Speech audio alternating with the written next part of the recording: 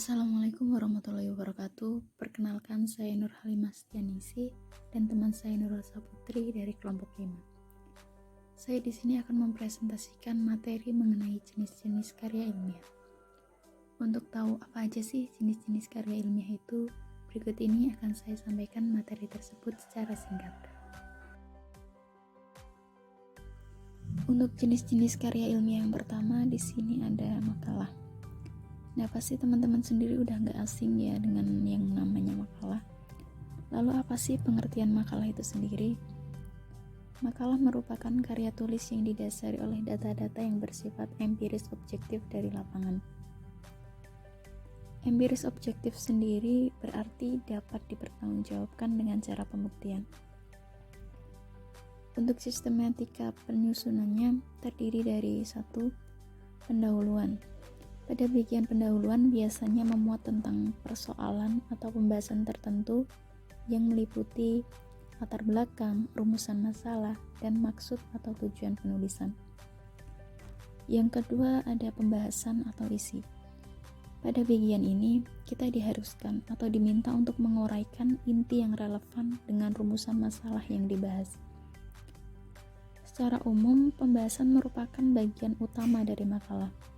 Hal ini dikarenakan menjadi bahasan luas dari persoalan dari topik yang diangkat. Yang ketiga ada penutup. Penutup berisi ringkasan dari isi makalah. Dan biasanya di dalamnya meliputi jawaban di atas rumusan masalah topik yang dibahas sesuai dengan bagian pendahuluan. Untuk yang keempat ada daftar pustaka. Daftar pustaka yaitu berisi tentang semua buku atau tulisan ilmiah yang menjadi rujukan dalam melakukan penelitian. Jenis karya ilmiah yang kedua yaitu artikel.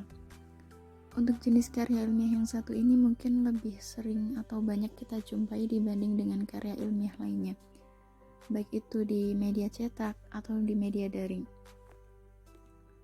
Artikel merupakan karya ilmiah yang kerap ditujukan untuk mengemukakan gagasan seseorang secara subjektif mengenai peristiwa atau topik tertentu. Artikel biasanya memuat tentang fakta dan opini yang disusun dengan gaya yang santai. Artikel sendiri biasanya berupa karya tulis lengkap, tulisan non-fiksi, serta karangan tulisan yang tidak memiliki panjang tertentu. Untuk langkah-langkah membuat artikel yang pertama yaitu menentukan tema. Dalam menentukan tema kita bisa memilih hal-hal yang kita sukai atau bisa dengan memperhatikan kondisi atau situasi yang berlangsung. Yang kedua yaitu menentukan judul. Ada banyak sekali artikel yang diterbitkan setiap harinya, tapi hanya beberapa yang menjadi pilihan favorit bagi para pembaca. Nah, di sini pentingnya menentukan judul semenarik mungkin. Langkah ketiga yaitu menyusun kerangka artikel.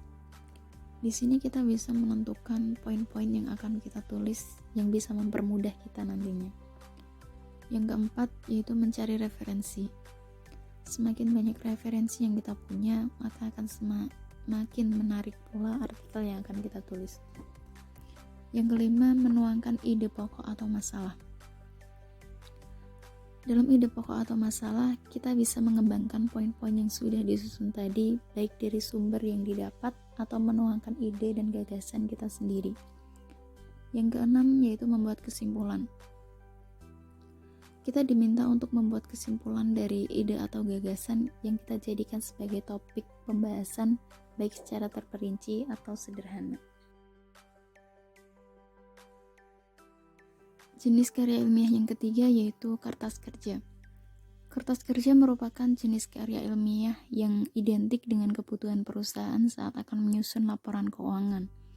Kenapa? Karena kertas kerja biasanya disusun secara sistematis, detail, dan sangat terperinci.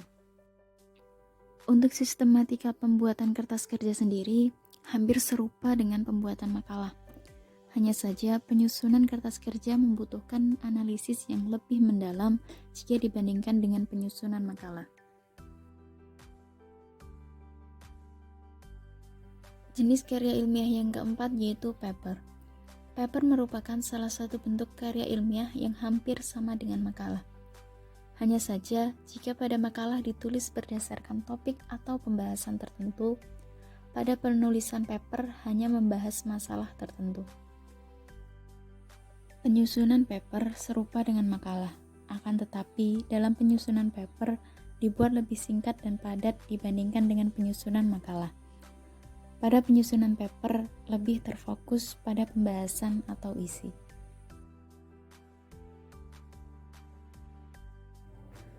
Jenis karya ilmiah yang kelima yaitu skripsi. Skripsi tentu sangat familiar, terutama bagi kita yang berstatus mahasiswa. Bagian yang pasti dilalui mahasiswa tingkat akhir untuk memperoleh gelar sarjana. Pengertian skripsi sendiri adalah karya ilmiah dalam bentuk tulisan yang dibuat berdasarkan konsentrasi keilmuan dari teori yang sebelumnya telah dipelajari selama perkuliahan. Sistematika penyusunan skripsi secara umum terdiri dari bagian pertama, bagian kedua, dan bagian akhir. Pada bagian pertama biasanya terdiri dari sampul judul, persetujuan pembimbing, pengesahan kelulusan, lembar pernyataan, dan lain-lain. Singkatnya, bagian awal skripsi adalah bagian yang menjelaskan pengenalan dan pengesahan skripsi yang kita buat.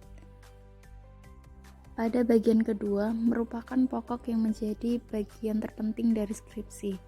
Di dalamnya membahas secara detail tentang judul atau topik permasalahan yang kita angkat sebagai skripsi. Bagian kedua ini terdiri lagi menjadi 5 bab pokok yang harus kita buat. Yang pertama yaitu bab 1.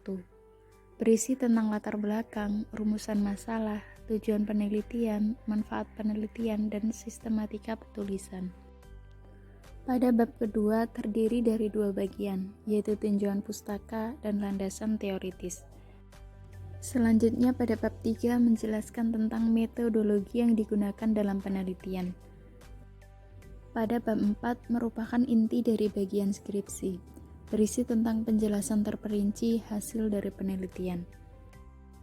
Pada bab terakhir, yaitu bab 5, memuat kesimpulan dan saran penelitian. Yang ketiga yaitu bagian akhir. Bagian akhir adalah penutup dari skripsi. Di dalamnya berisi daftar pustaka dan lampiran. Selain itu, juga berisi susunan sumber atau rujukan yang menjadi faktor pendukung dalam penelitian. Jenis karya ilmiah yang keenam yaitu tesis. Untuk kita yang mungkin akan melanjutkan jenjang pendidikan pasca sarjana, tentu akan bertemu dengan tugas untuk membuat karya ilmiah ini. Tesis merupakan pernyataan hasil dari analisis atau penelitian yang lebih mendalam. Tesis bertujuan untuk dijadikan bahan analisis di bidang akademis. Sistematika penulisan tesis tidak jauh berbeda dengan skripsi. Hanya saja dalam penulisan kita akan lebih mengerjakannya secara mandiri dari segi referensi jika dibanding dengan penyusunan skripsi. Untuk jenis karya ilmiah yang terakhir yaitu disertasi. Disertasi yaitu karya ilmiah yang diperuntukkan untuk kita yang akan melanjutkan jenjang pendidikan ke tahap doktoral. Disertasi merupakan karya ilmiah yang sangat kompleks. Dibutuhkan analisis dan pengujian yang sangat panjang dalam penyusunannya. Proses analisis dan validasi akan melalui proses 3 kali lebih panjang dari tesis. Pemaparan yang didominasi dengan hasil analitis dan diharuskan hasil karya orisinal membuat karya ilmiah ini menjadi gelar tertinggi seorang mahasiswa di bidang akademik. Sama halnya dengan skripsi dan tesis, secara garis besar, ketiga karya ilmiah ini memiliki sistematika penulisan yang sama, namun dalam pembahasannya memiliki tingkat analisis yang berbeda. Contoh kasusnya yaitu, seorang mahasiswa yang akan menyusun skripsi akan mendapatkan bimbingan dari seorang dosen dengan tingkatan peran hampir 40%, sedangkan tesis 20% dan disertasi hanya 10%.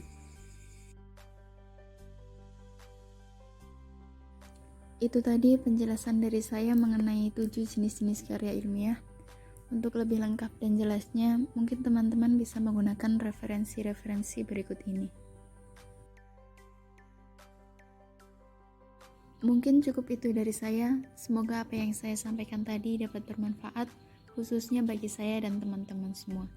Terima kasih. Wassalamualaikum warahmatullahi wabarakatuh.